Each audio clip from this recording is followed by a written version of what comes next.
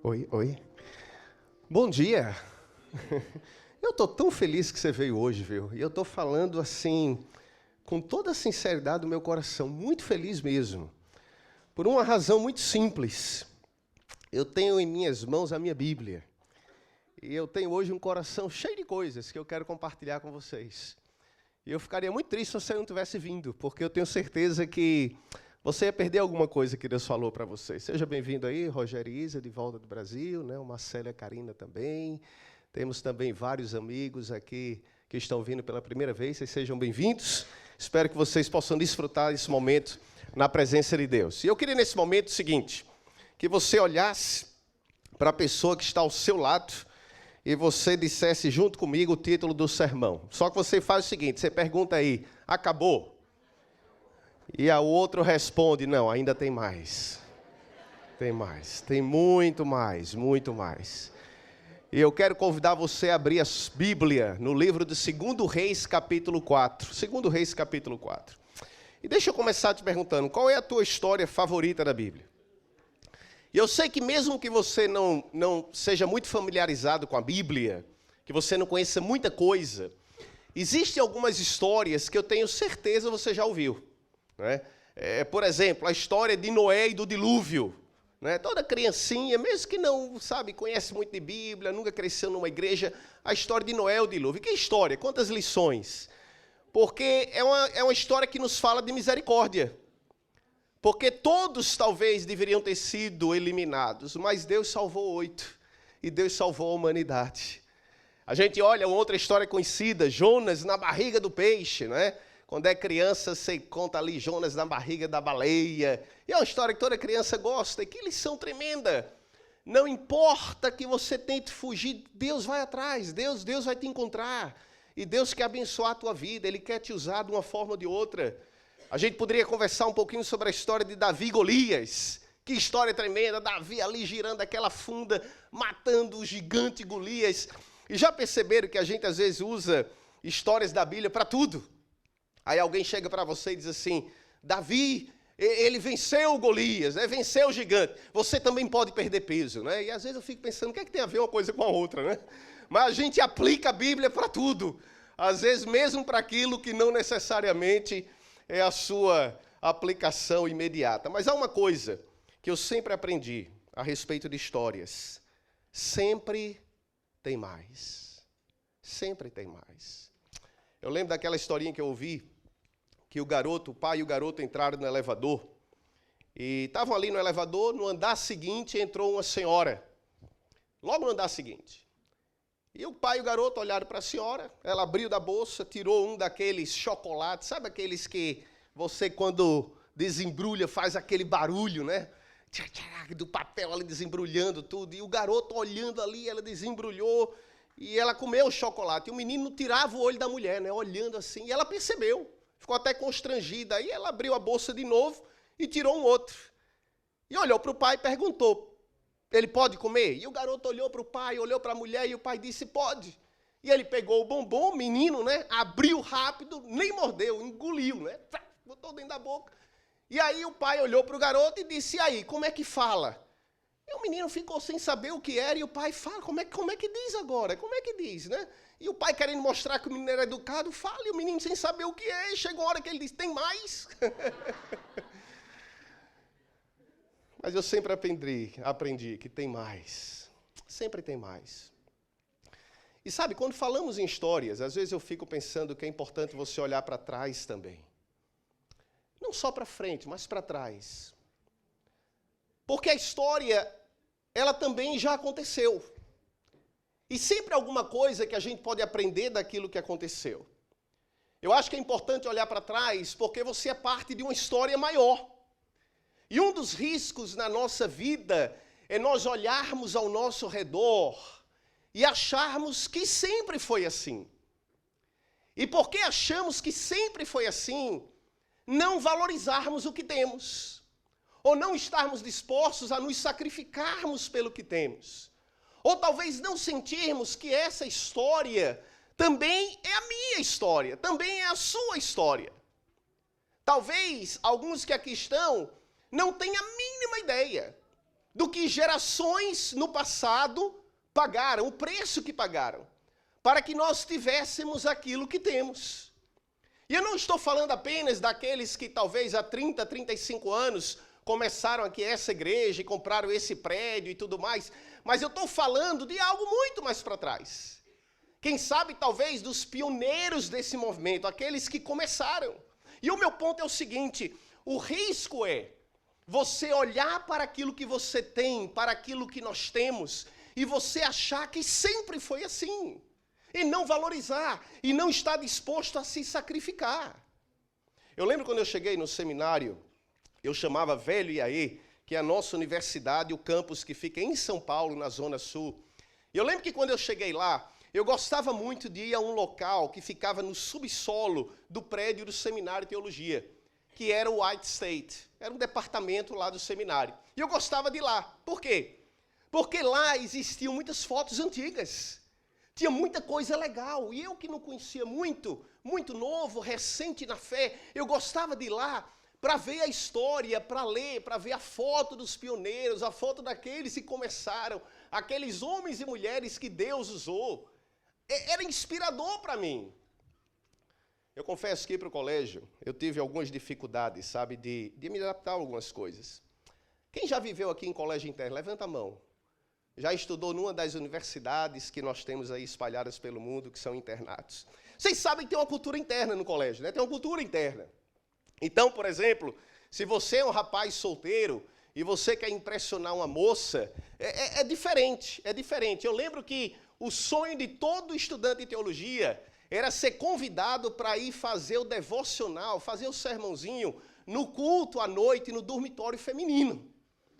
Porque você chegava lá no dormitório feminino, agora imagina você pregar para um salão com 200 moças desesperadas para namorarem, não é? Se você prega bem, você sai de lá com o anel no dedo já, entendeu? É assim. Mas eu tive dificuldade de me adaptar a algumas coisas dentro do colégio. Namoro em colégio interno, por exemplo, você não pode nem tocar na mão. É proibido, você não pode encostar na mão. E aí eu tinha dificuldade, que eu digo, tudo bem, né? Dar estudo bíblico, orar, ir para a igreja, mas não, sabe, não pode nem tocar na mão, nem um beijinho, né? Mas eu conheci a Ângela, né? Aí tinha estudo bíblico, ela não morava no colégio, né? Dava estudo bíblico, a gente ia para a igreja, mas já tinha tocado na mão, já tinha um beijinho, aí deu certo, né? Eu tive dificuldade, sabe, de me adaptar a tudo isso. Mas a minha questão hoje é a seguinte: se você está disposto a fazer parte dessa história, a história não começa agora, ela também não termina agora. Existe uma história antes de você. E há uma história que vai além de você. E a minha grande questão é se essa geração que agora aqui está vai dar continuidade a essa história que Deus está escrevendo. E eu sempre gosto de pensar que tem mais. Sempre.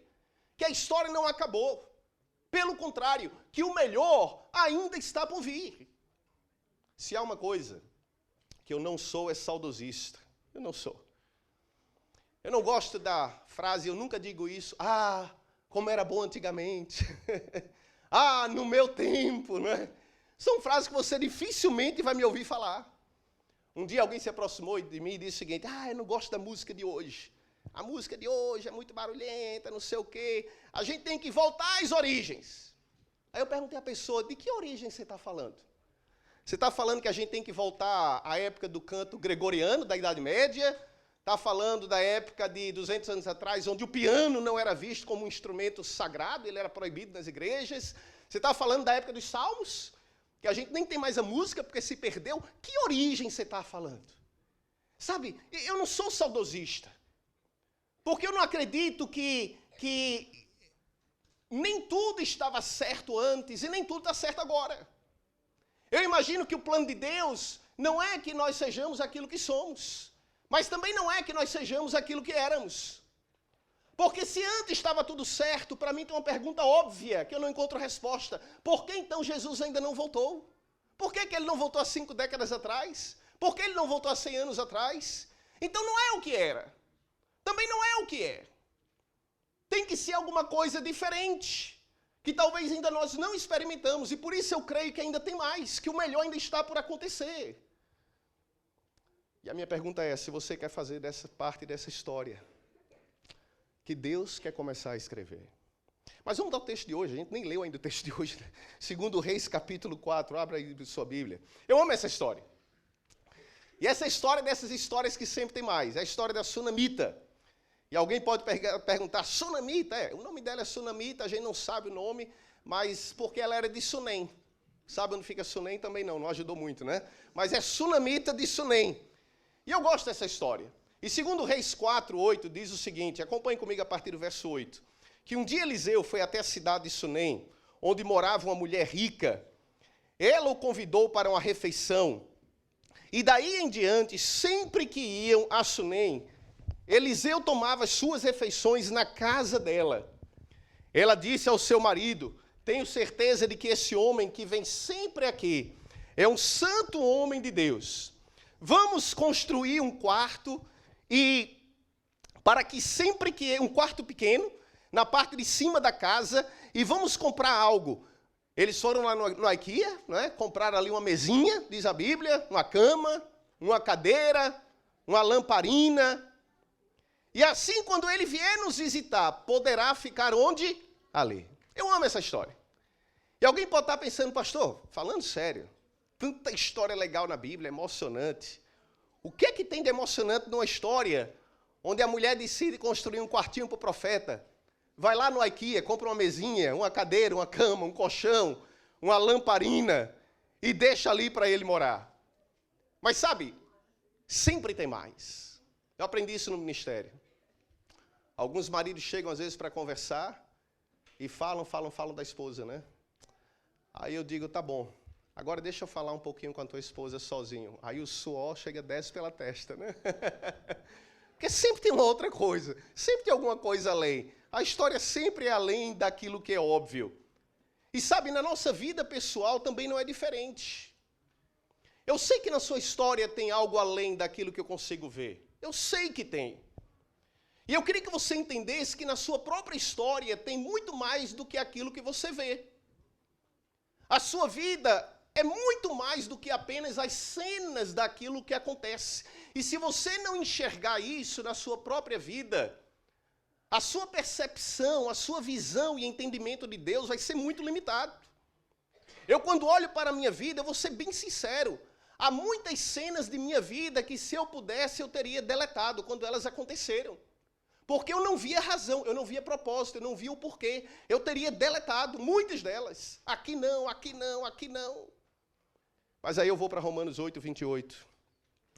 E quando eu leio em Romanos 8, 28, Paulo dizendo que todas as coisas cooperam na vida daqueles que amam a Deus, eu entendo que são todas as coisas. Todas. E Paulo diz que são todas as coisas não separadas, mas todas as coisas juntas. Se você olhar a sua vida em cenas apenas, capítulos separados, não vai fazer sentido muitas vezes. Mas eu quero que você entenda uma coisa, Deus está escrevendo uma história completa. E assim como em histórias, quando você vai ler, às vezes você tem que esperar terminar o livro para entender tudo. Na sua vida também não é diferente. Você tem que ter paciência, deixar Deus escrever, no tempo dele, no roteiro dele, no plano dele. E ter a paciência para deixar Deus escrever essa história. O grande problema é que nós vivemos num mundo não de histórias, mas de Snapchat, de Instagram, de Facebook. E é interessante que o Facebook acrescentou um feature, né? Add to your story. E as pessoas acrescentam alguma coisa. Mas aquilo que aparece não é uma história. Aquilo são cenas. Apenas cenas isoladas. E você não pode julgar uma vida por uma cena. E o risco muitas vezes é você, ficar comparando a cena da vida do outro com a história de sua vida. Esse é o grande risco. E vocês já perceberam que nessas cenas que aparecem por aí, todo casal é perfeito e feliz? Toda criança está sorrindo? Toda comida é saudável? Todo cenário é lindo? Todo lugar é perfeito? toda a vida é invejável. Já perceberam isso? Mas ali não são histórias, são apenas cenas de uma vida. Então não julgue cenas da vida de outro com a história de sua vida, porque Deus não está escrevendo cenas isoladas, mas uma história completa. Pega a história de José. Olha a história de José em cenas. José odiado pelos irmãos, José no buraco, José na prisão. E você olha para a história dele e você diz, é injusto. Mas isso não é toda a história. São apenas cenas. E a Bíblia nos fala que numa das cenas de sua vida, José agora como governador do Egito, vê os irmãos entrarem no salão para clamar, pedir comida, porque havia uma fome na terra. E quando seus irmãos entram e não o reconhecem, mas ele os reconhece, naquele momento, quase no final da história do seu livro, é que José diz o seguinte, agora eu estou entendendo, agora é que eu entendi. Agora que eu entendi porquê do ódio, porquê do buraco, porquê da prisão, porquê do esquecimento, da solidão. Agora eu entendi, não lá quando aconteceu. Mas anos depois, quase no final de sua história, foi que ele entendeu que todas as coisas tinham uma razão de ser e cooperavam para o propósito maior de Deus na sua vida. Eu vou mudar agora um pouquinho o meu mode para o meu teaching mode, ok? Só um pouquinho. Que eu queria mostrar para vocês uma coisa. Imagina que isso aqui é a sua vida, tá? Sua vida é um círculo. E Deus está escrevendo, né? Porque já não vem pronto, Deus vai escrevendo, ok? E aqui é a vida do outro, e a vida do outro, e a vida do outro, ok? São vidas, ok? Cada círculo desse, não está bem círculo, mas é mais ou menos assim.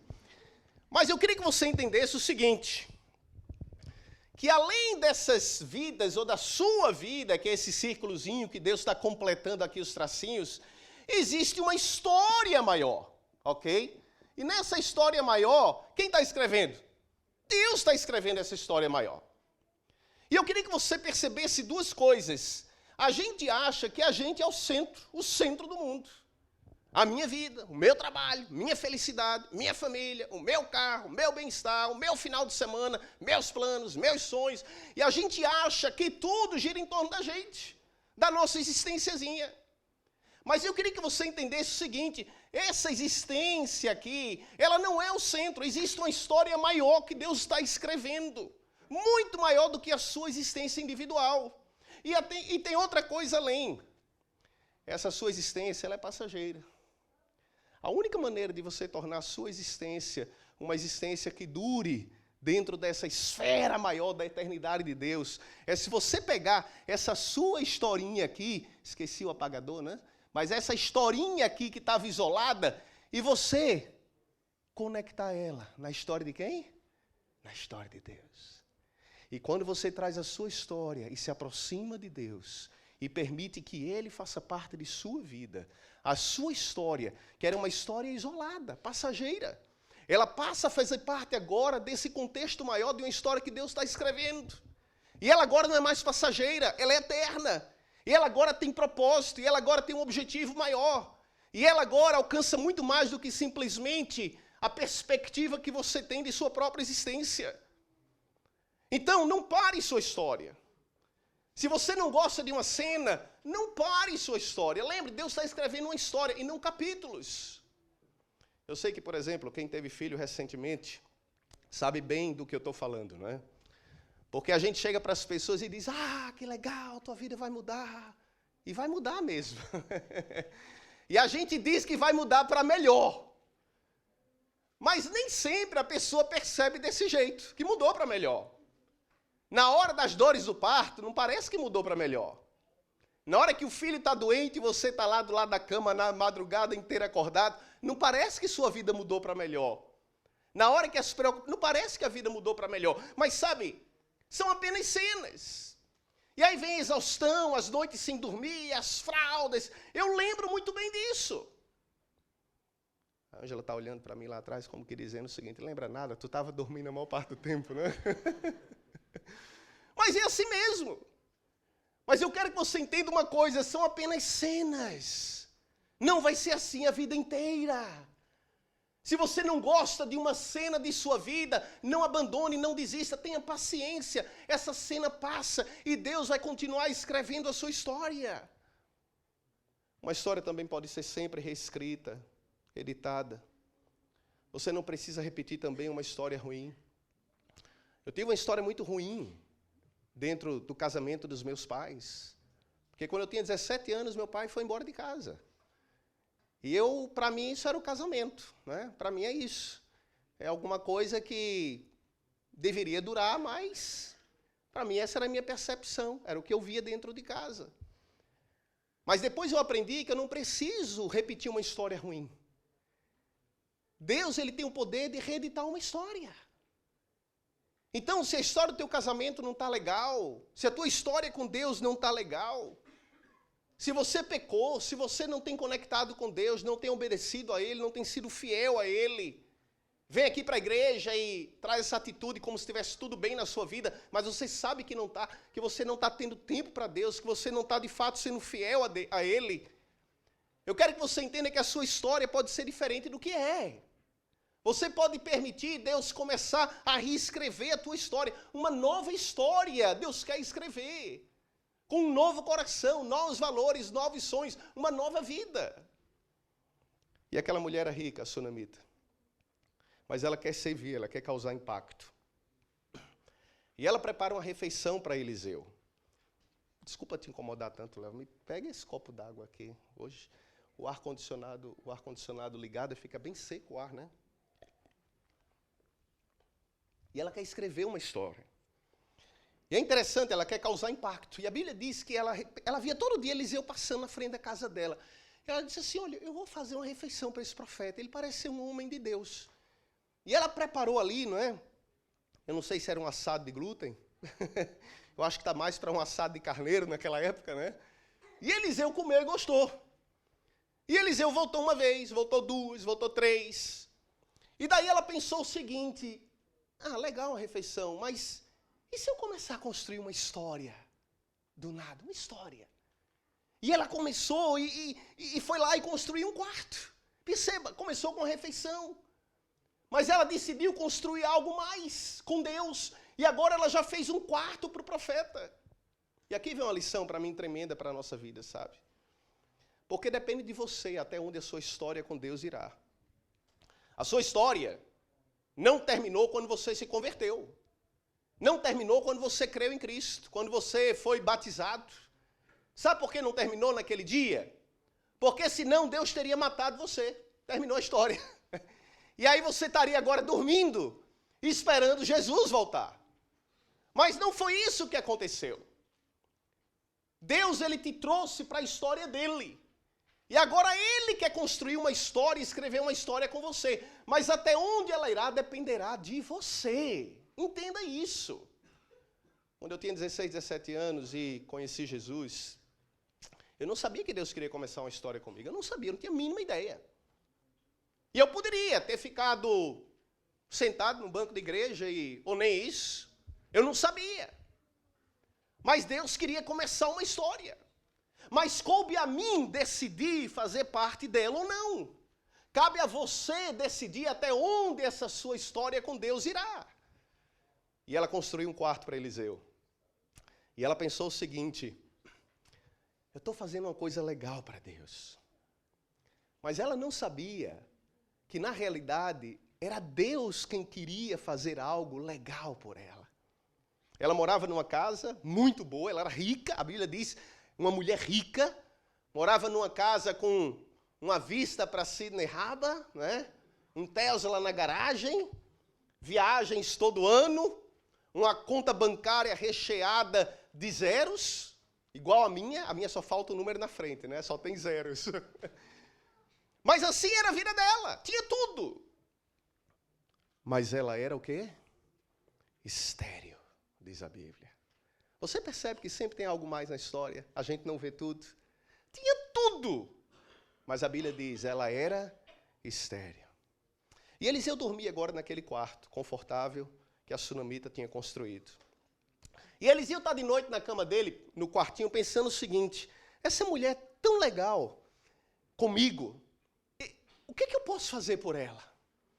E a Bíblia diz que ela está lá embaixo, na casa dela, com o marido dela, pensando o seguinte: esse homem é tão consagrado, é um homem de Deus, o que é que eu posso fazer por ele? Percebe? Ela está tentando fazer mais, enquanto Deus está tentando fazer por ela. Dê e ser-vos-á dado, boa medida, recalcada. Sabe, mais bem-aventurado é aquele que dá do que aquele que recebe. Você nunca entrega algo para Deus, para que de alguma forma Deus ele não traga muito mais para a sua vida. E eu não estou falando de questão material apenas, mas é um princípio bíblico. E Deus vai continuar escrevendo a história dela. E o verso 11 diz que um dia Eliseu chegou sobre para o quarto, deitou-se e mandou o seu servo Geazi chamar a sunamita. Ele chamou a sunamita e quando ela veio, Eliseu mandou o Geazi perguntar para ela o seguinte: olha, você teve todo esse trabalho por nossa causa, comida, quarto, o que é que eu posso fazer por você? Tem alguma coisa que você quer pedir ao rei, ao comandante do exército? Eliseu tinha acesso a tudo. E aí ele perguntou: você quer alguma coisa? Eu posso falar com o rei, eu conheço o general do exército, eu conheço todo mundo. Peça alguma coisa. E ela respondeu o que, diz a Bíblia? Nada. Eu estou bem. Eu acho incrível essa mulher. Eu estou bem. Mas ela não tinha filhos. E Eliseu sabia disso. Você percebe que a história não começa no capítulo 4? Antes do capítulo 4, talvez quantas idas à farmácia para fazer um teste de gravidez e nunca dava positivo. Quantas idas ela não foi à farmácia na esperança e não dava certo. E um dia ela sobe lá e vai levar a refeição para Eliseu. E Eliseu diz para ela o seguinte: olha, na próxima vez que você for à farmácia, compre um galão de tinta azul. E ela diz: galão de tinta azul, mas na farmácia não vem nem tinta. Eliseu diz: não é o ponto, não me distrai. Mas no próximo, compra um galão de tinta. E ela ficou pensando assim: esses profetas são meio ingratos, né?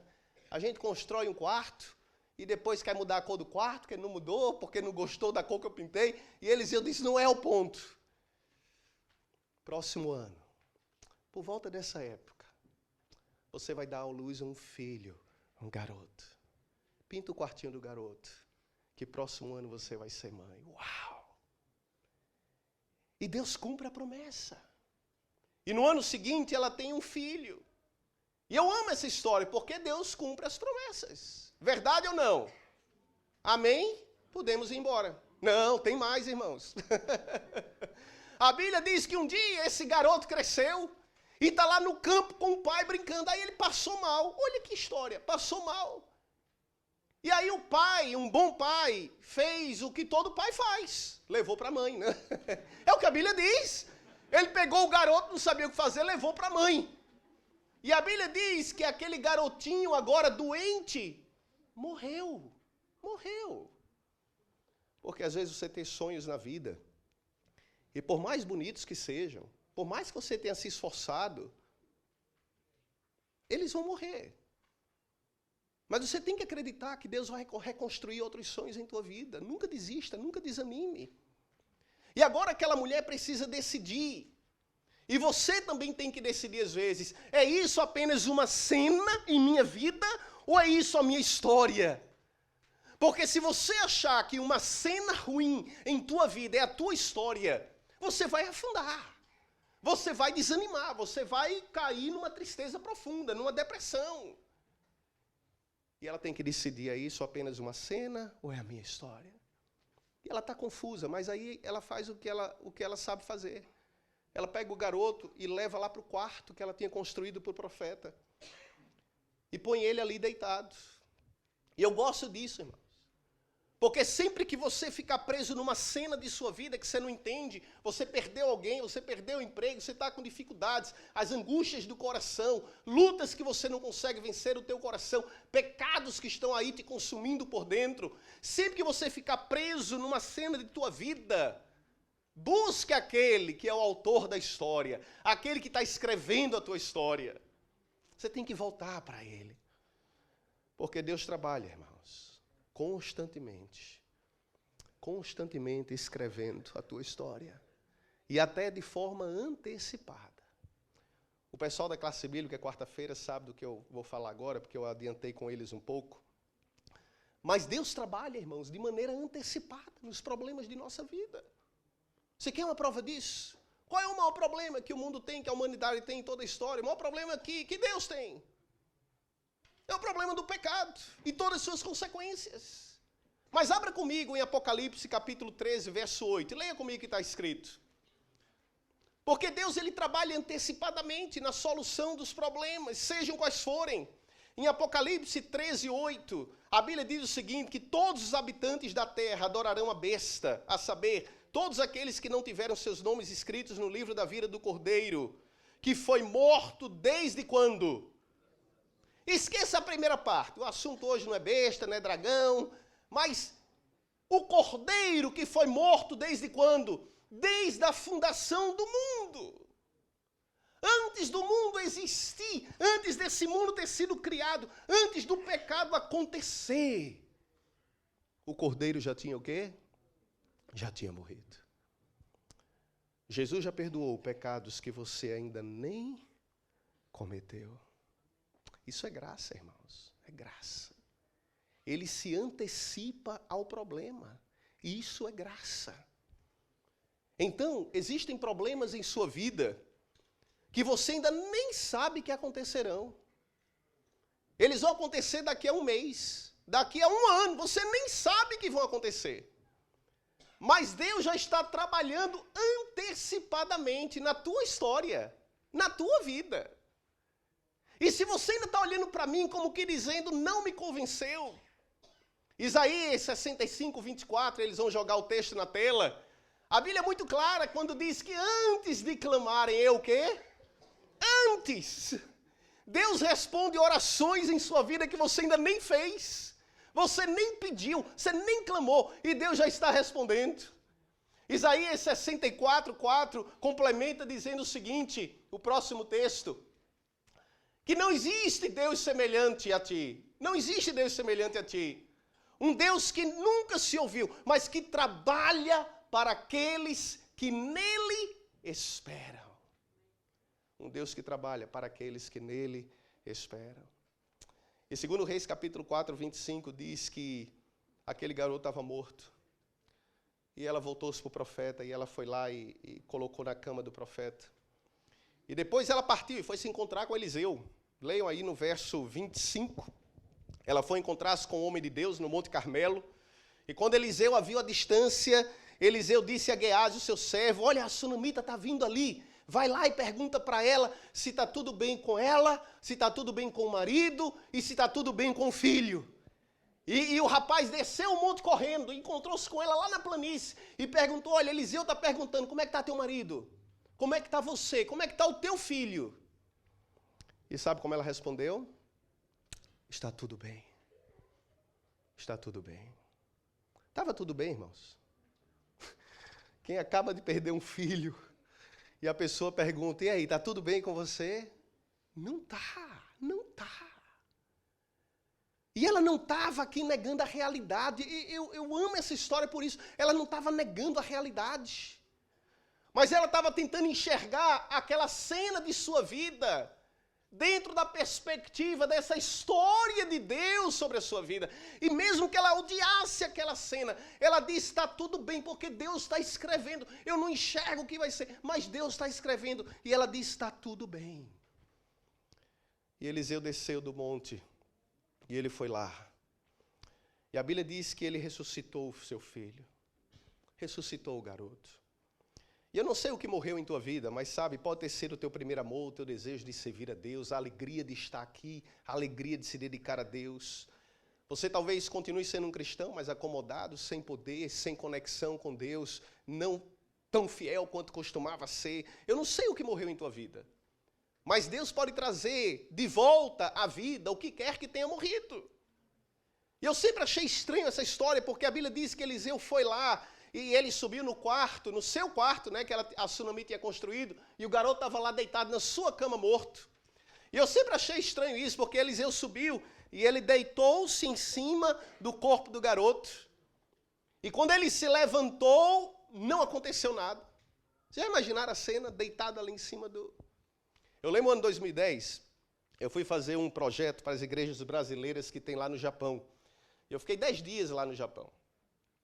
E eu lembro que Japão, espaço é ouro, né? Tudo é muito pequenininho, tudo. E eu lembro que eu fiquei dormindo num quarto que havia na igreja, ao lado da igreja.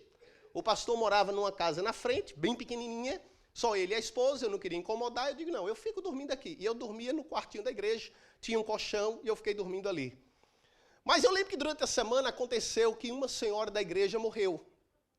E as pessoas no Japão morrem bem idosas, não é? Muitas delas. E aquela senhorinha tinha 104 anos. O funeral seria no dia seguinte.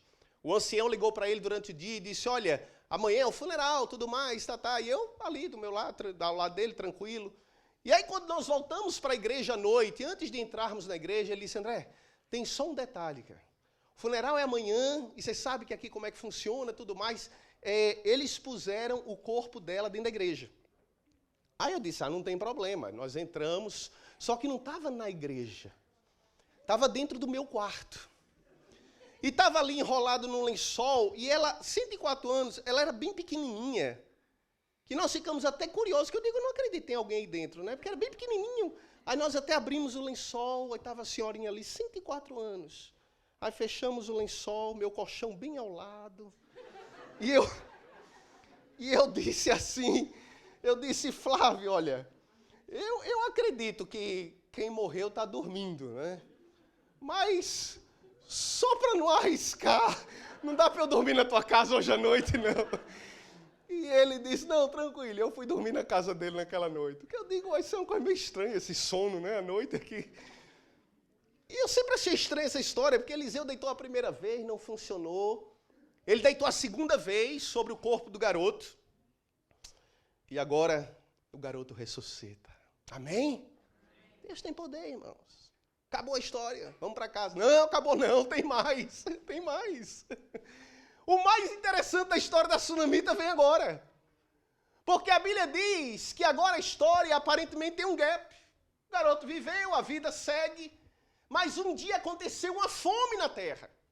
E Eliseu gostava daquela senhora, né? Cuidava dele, disse, olha, Sunamita, ela agora viúva, já só com filho, e disse a ela, olha, vai embora daqui, vai ter uma fome grande na terra. Vai viver em algum outro lugar que Deus vai te ajudar. E ela foi para a terra dos filisteus. E viveu lá 7 anos, isso está no capítulo 8 de 2 Reis. E ela viveu lá por 7 anos. E aí a Bíblia diz que a fome acabou e um dia ela voltou. E quando ela voltou, ela descobriu que a terra dela, a casa dela, tudo que ela tinha havia sido o quê? Confiscado. Mas essa é uma mulher de ação. Ela sabe o que fazer. E ela agora vai quem? Ela diz, eu vou conversar com o rei. E ela foi ao rei, pedir a sua terra de volta. E é interessante o seguinte, que ela é tão determinada que ela vai conversar com o rei. E o que acontece quando ela vai conversar com o rei, para mim eu acho fantástico. Porque eu quero que você perceba 2 coisas. Deus trabalha antecipadamente. E o tempo de Deus é preciso, irmãos. Preciso em nossa vida. Porque a Bíblia diz que quando ela entra para falar com o rei, vamos ler isso aqui. Verso 4, capítulo 8, verso 4. Ora, o rei falava com Geazi, moço do homem de Deus. O Geazi estava lá batendo um papo com o rei. Olha só o tempo de Deus. E aí, o rei diz o seguinte, Geazi, me conta aí umas histórias dessas coisas grandes que Eliseu fazia, que eu já ouvi. Conta aí uma história bem, né, daquela história assim, poderosa da vida do profeta. E a Bíblia diz no verso 5 que sucedeu que, contando Geazi ao rei, como Eliseu havia vivificado um morto, ressuscitado um morto, eis que a mulher, cujo filho vivificara, entrou na casa do rei. E no momento que ele entrou, disse Geazi, rei? Eu não acredito. É a mulher. É a mulher. Você percebe o que está acontecendo? Geazi está lá batendo um papo com o rei, e o rei pede para ele contar a história de algum dos milagres de Eliseu. E ele está lá conversando, me conta uma história, e ele conta a história, tem uma história boa. Tem uma mulher, há muito tempo atrás a gente conheceu, ela era estéril, uma mulher rica, estéril. Eliseu orou, ela teve um filho, depois o filho morreu. E Eliseu foi lá e ressuscitou o filho, ela tem construído um quarto, fazia comida para a gente. Ele está contando a história da mulher. E quando ele está no meio da história, a mulher entra no salão do rei. E Geazi fica assim, eu não acredito, é ela, sem voz. E o rei disse, ela quem? É a mulher que eu estou falando, é ela, está ali. E está todo mundo sem saber o que está acontecendo. E o que ela fez no capítulo 4, encontra-se com ela agora no capítulo 8, e esse círculo se fecha, e ela entende, Deus estava escrevendo uma história. E eu pergunto a vocês, se há uma cena em sua vida que ela gostaria de ter deletado, qual seria? Uma cena, a morte do filho. Mas eu pergunto uma coisa, se o seu filho nunca tivesse morrido, vocês acham que haveria alguma coisa de especial na história dela que merecesse ser contada? Uma mulher que não pode ter filho e tem um filho. Quantas mulheres que não podem ter filho, depois têm um filho?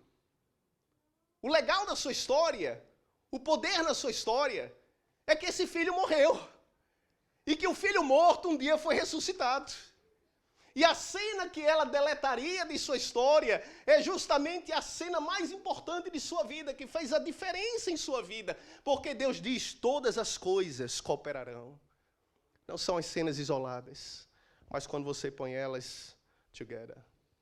Sabe, o rei olhou e o rei disse, é a mulher? É a mulher. E a Bíblia diz que quando a mulher entrou, o rei perguntou para ela e disse o seguinte, não é? Verso 6, e o rei perguntou à mulher e disse, é verdade o que ele está contando? E sabe o mais legal dessa história? É que ela não precisou nem provar, nem argumentar e nem convencer o rei, porque o milagre de sua vida estava onde? Estava em pé ao lado dela, o filho. Ela disse, é verdade, rei. E você quer a prova? Está aqui, ó, meu filho. Foi esse garoto aqui. Que nasceu, que morreu, que ressuscitou. Essa é a minha história. E a Bíblia diz que o rei ficou tão impressionado que o rei disse o seguinte, o que é que você quer? E ela contou, e ela disse, olha, tiraram tudo de mim. Eu viajei 7 anos, voltei, perdi minha terra, minha casa. E o rei disse o seguinte, não te preocupa. Diz o verso 6, eu vou restituir para você, eu vou te dar de volta tudo que era seu. Inclusive as rendas da terra. O que quer que alguém tenha ganho de lucro nesses 7 anos será teu. Tudo será teu. E devolveu a ela a sua terra, devolveu a ela os seus bens, devolveu a ela aquilo que ela havia perdido. E meus queridos, um dia o rei vai voltar. E no dia que esse rei voltar, não importa o que você tenha perdido em tua vida, ele vai restituir a você o que quer que você tenha perdido. Não importa o que seja, inclusive os queridos que você perdeu, ele vai trazer de volta e vai te dar de volta. Eu quero terminar perguntando a você uma única coisa. Porque Deus está escrevendo, irmãos. Ele não parou ainda. A gente está vivo, né? A história não parou. Tem mais, irmão. Tem mais. Creia nisso. Tem mais. Não acabou. Não ache que acabou. Não fique acomodado. Não acabou, tem mais. Deus está construindo uma igreja. Deus está construindo um povo para mudar esse mundo. Deus está chamando uma geração que seja diferente daquilo que está aí fora. Que se comprometa com Deus, com a sua palavra, que o obedeça, que seja fiel a Ele. Ele está escrevendo a tua história. Esse círculo está se formando, se fechando. E a grande pergunta que eu saio e deixo com você hoje é se você quer fazer parte dessa história. Causar impacto e deixar Ele ser o dono de tua vida. Fecha os teus olhos, querido Pai. Obrigado, Senhor, porque nós temos tantas histórias poderosas na Bíblia. Mas nós te agradecemos hoje de manhã pela história que tu estás escrevendo em nossa vida individual. Há coisas que talvez não gostamos, Senhor, há coisas que... Mas hoje a gente entende que tudo tem um propósito, tudo tem uma razão. E nós queremos colocar nossa história em tuas mãos. Pedir, Senhor, que tu não desistas jamais de nós. E que nos ajudes também para que jamais desistamos de ti. Mesmo que não gostemos de algumas coisas, mas que continuemos a crer em ti, Pai, e esperar em ti. Acima de tudo, Pai, toma o controle da nossa vida. Se há pecados, se há problemas, se há angústias, se há... Vem, limpa o nosso coração e restitui a nossa vida, a certeza e a plenitude da salvação em Jesus Cristo. E a esperança que temos de que um dia esse rei virá, o Rei Jesus, para nos restituir o principal, Pai, a vida eterna, a alegria de estarmos ao teu lado. Em nome dele oramos. Amém, Senhor.